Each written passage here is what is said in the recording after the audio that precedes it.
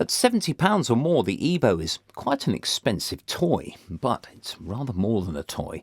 It can do masses for your playing and your guitar sounds, especially if you're in a studio and you're just thinking, oh, I need a line to go over the top that's like a synthy type sound, and maybe you can't find the sound that you want, but you just pick up a guitar and a load of effects and away you go.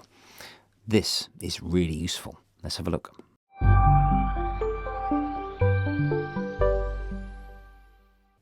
The EBow kind of does what it says on the tin. It's designed to make a note last essentially as long as you want it to.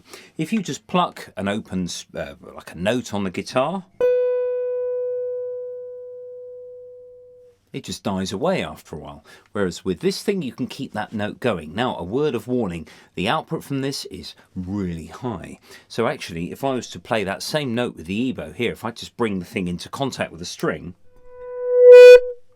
it can very, very quickly overpower things and you end up with this sort of a bit of a mess. One way you can do it is to either control it with the EBow itself or back the volume off on your guitar. It depends on the sound you want. Now on the EBow here there's a couple of grooves here and then the main channel in the middle, and it's designed so that it sits on the string. If I just switch it off here, it sits on the string here, so two of the strings support the EBow, and the one in the middle that you want to use, that you want to actually excite, actually passes through the central channel. There are two switch positions on this. We've got a left hand position and the blue light comes on, or a right hand one, the same blue light comes on. So there's a bit of a difference between those.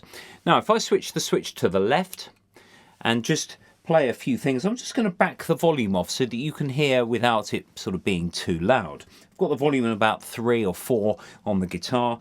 That seems to be at quite a good level. So here we go.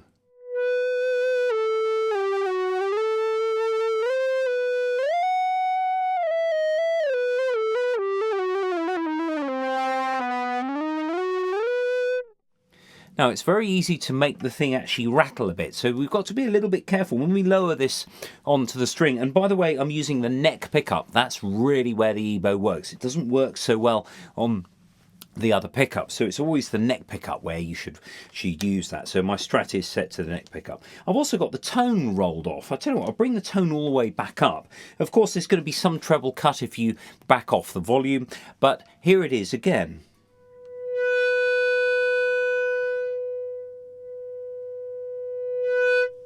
There's always going to be a little bit of a delay between lowering the EBow onto the string and actually the thing starting to vibrate. So one thing you can do to help it along the way is to actually tap the note.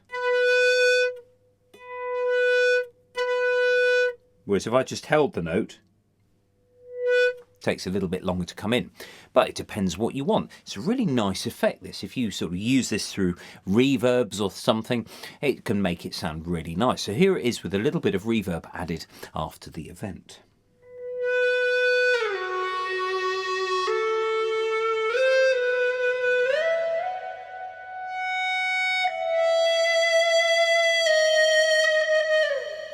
Now, of course, if I do vibrato, the string actually comes outside the range of the EBow, so you've got to make your vibrato quite subtle. Changing strings does take a little bit of practice, because if I want to use maybe the B and the G strings here to play a line, I've got to be quite proactive with tapping that new string to make sure that the EBow continues to make that sound. But a violin bow, you can only play a note so long and then you have to bring the bow back the other way. So actually it's not all bad. So that's the first setting.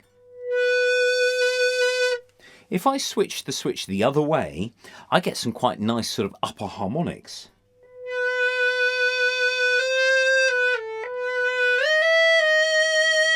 So you get a bit more of a sort of harmonic range, harmonic series appearing in your notes.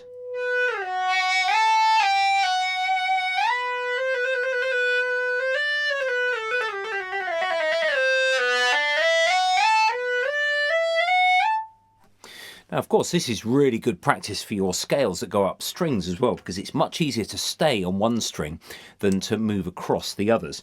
And it works better on the wound strings better on the plain strings than the wound strings. But if I maybe just fret a note here.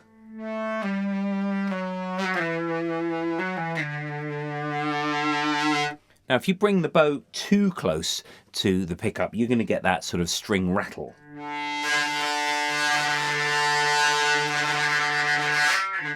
But you try finding a sound like that on a synthesizer. That's pretty impressive for something of £70 versus a synth that's quite a lot more than that.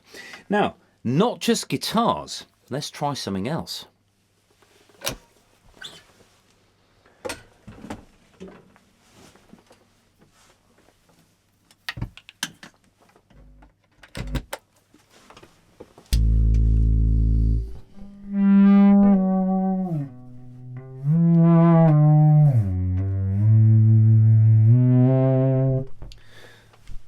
So here I've got my fretless bass, and I'm going to play the opening bars of The Swan by Camille Saint-Saëns, and it goes like this.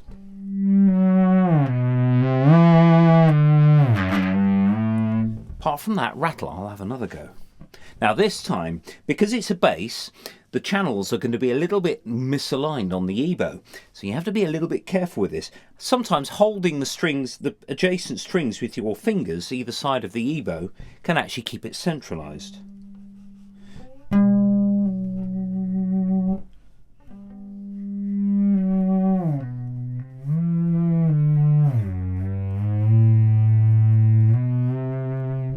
So sometimes keeping those fingers either side of the EBow can actually help you align the strings a bit better. So how about this?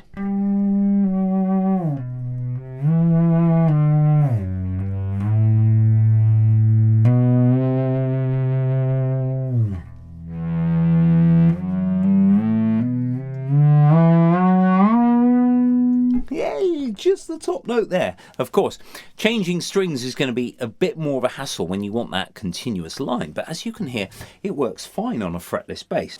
And it doesn't just have to be instruments that are plugged in. You can do stuff on the banjo, for example. I've got the mic a little bit close to the banjo skin here, and you can actually use this on anything that has a steel string. It won't work with classical guitar or anything that has nylon strings. It's all to do with electromagnetism.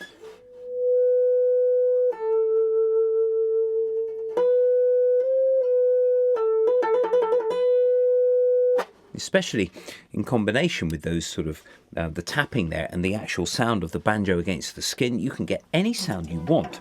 So what about an acoustic guitar? I mean, the spacing of the strings is more conducive to the EBow, but you know, we just still got to be a bit careful with the spacing here.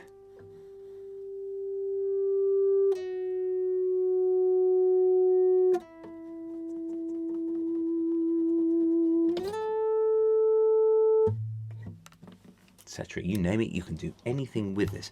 It works on any musical instrument that has a metal core string. So there it is, the EBow, a really important bit of kit to have around, and actually you can get so many sounds out of it that you couldn't get with a plectrum or just tapping or a compressor pedal or anything like that. Really worth its money.